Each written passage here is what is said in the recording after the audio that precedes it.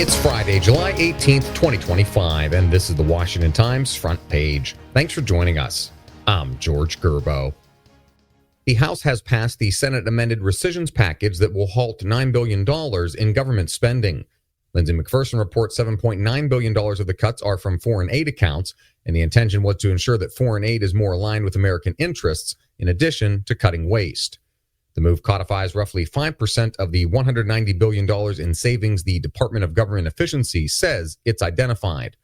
Multiple Senate Republicans have raised concerns about the rescissions package in recent weeks, including its impact on rural broadcasters and global health programs. The Senate did agree to restore $400 million in funding for the Bush-era PEPFAR program for global AIDS prevention.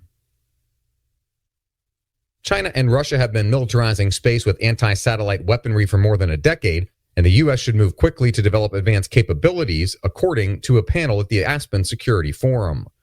Guy Taylor reports retired Space Force Lieutenant General Nina Armango said the network of U.S. satellites is vulnerable because they were first designed and built when there was no threat in space. A political cloud has hung over the forum this year because the Trump administration ordered high-level U.S. military officials not to attend the gathering. Organizers have privately vented frustration about the development.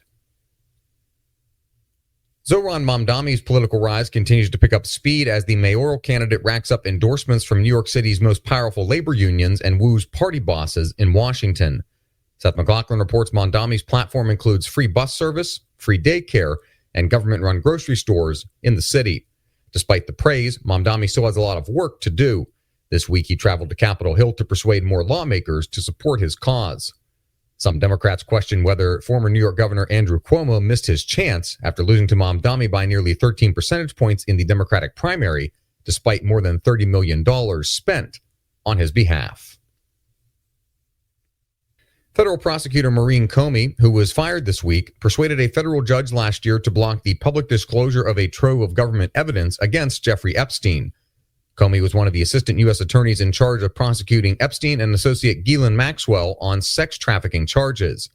In 2024, Susan Freechair reports she urged a U.S. district judge to keep secret the thousands of pages of evidence compiled against the two after an extensive FBI investigation and DOJ prosecution that resulted in Maxwell's conviction. Her firing comes amid mounting pressure on President Trump to release all the information related to Epstein's operation. Comey is the daughter of former FBI Director James Comey. And finally, Liam Griffin profiles Denise Lawson, a 59-year-old Virginia sprinter who will compete in the National Senior Games next week. Lawson will hit the track and head to Des Moines, Iowa for the games. The retired Alaskan sled dogs that she fosters helped reignite her passion for running. Find all today's front page stories at WashingtonTimes.com/front page or on the Washington Times app, and find us wherever you get your podcasts. You can also find us on social media at Wash Times for breaking news, sports, commentary, and more. For the Washington Times, I'm George Gerbo.